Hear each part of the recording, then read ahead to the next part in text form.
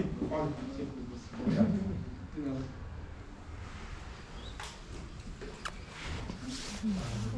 Todos estão me ouvindo? Sim. Sentem. Aí vocês vão ter a experiência de uma sinagoga. O Renato estava me dizendo, um ponto interessante, é que na época do primeiro século, mulheres e homens não se separavam, não era separado da sinagoga, não é isso? Somente depois da destruição do templo. O templo existia, depois eles se importaram nesse hábito também para ficar. E depois da destruição do templo. Mas na época do primeiro século, homens e mulheres saíram sentados juntos dentro da sinagoga. O Renato lembra pra gente Lucas capítulo 4, em que ao Dan nós vamos falar um pouquinho de Jesus como cumprimento das profecias do Antigo Testamento. E eu queria ler com vocês aqui Lucas capítulo 1, versos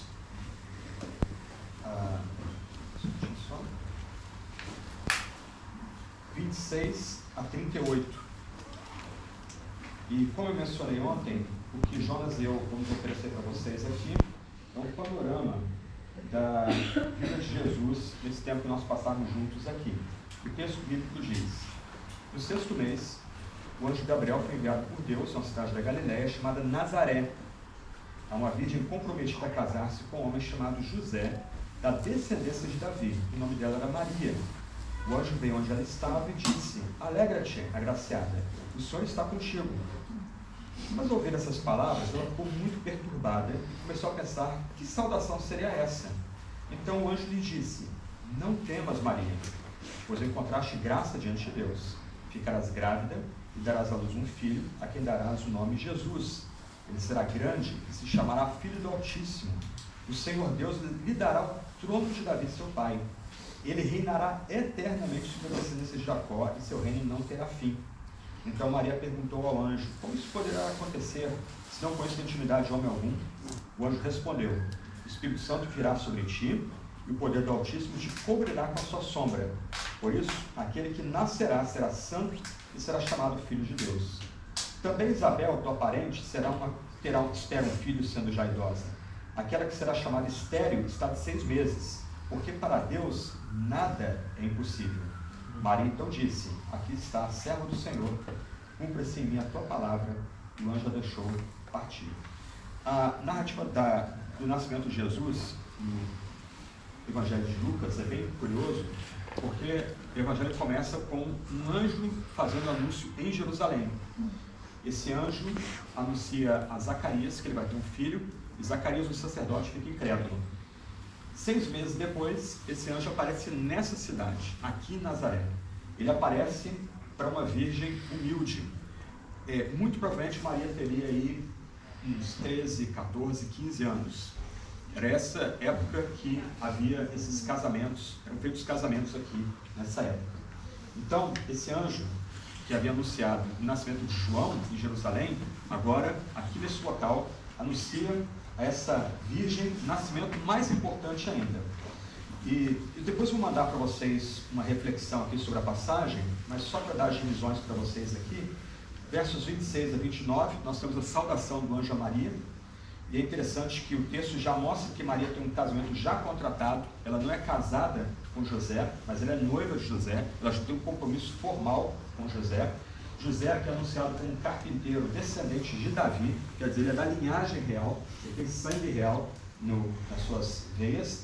Mas é interessante aqui que Maria, ela se encontra aqui, quando o anjo chega a ela fica perplexa, ela fica com medo. Esse é um ponto curioso. Sempre que um anjo aparece na Bíblia, uma das primeiras expressões que aparece na boca do anjo é não temas, porque não é uma experiência familiar, não é uma experiência comum, é uma experiência chocante, espetacular. E Maria aqui, ela toma um susto.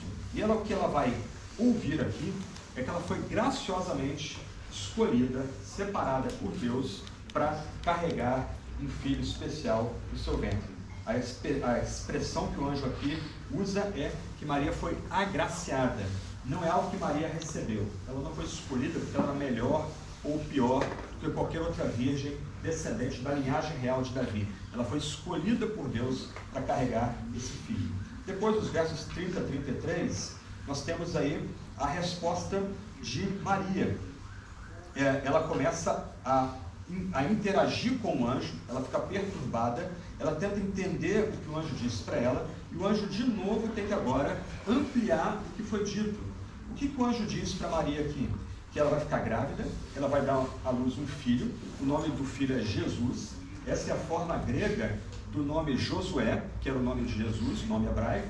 Josué significa Yahvé é o Salvador, o Senhor é o Salvador, o nome exaltado é o que salva, o que lembra a gente que Jesus é maior do que Josué que conquistou essa terra para o Senhor.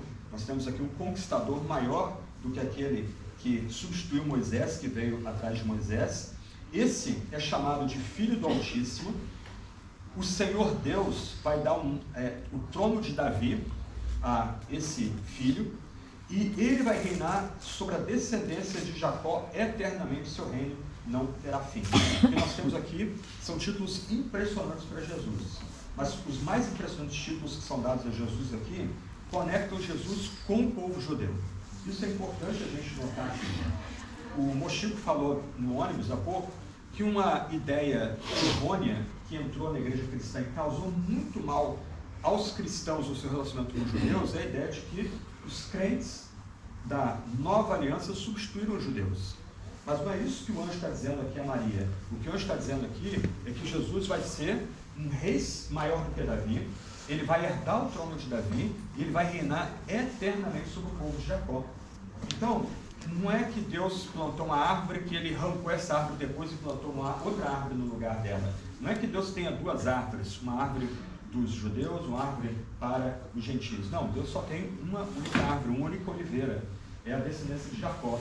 E nós aqui, se somos gentios, somos graciosamente inseridos nessa aliança que Deus estabeleceu com Jacó. Indo mais um pouco aqui, deixa eu abrir aqui o meu esboço. Sim. Ok. Só 2 minutos, eu encerro. Ok? Versos 34 e 35, a gente tem a resposta de Maria aos títulos que são dados a Jesus.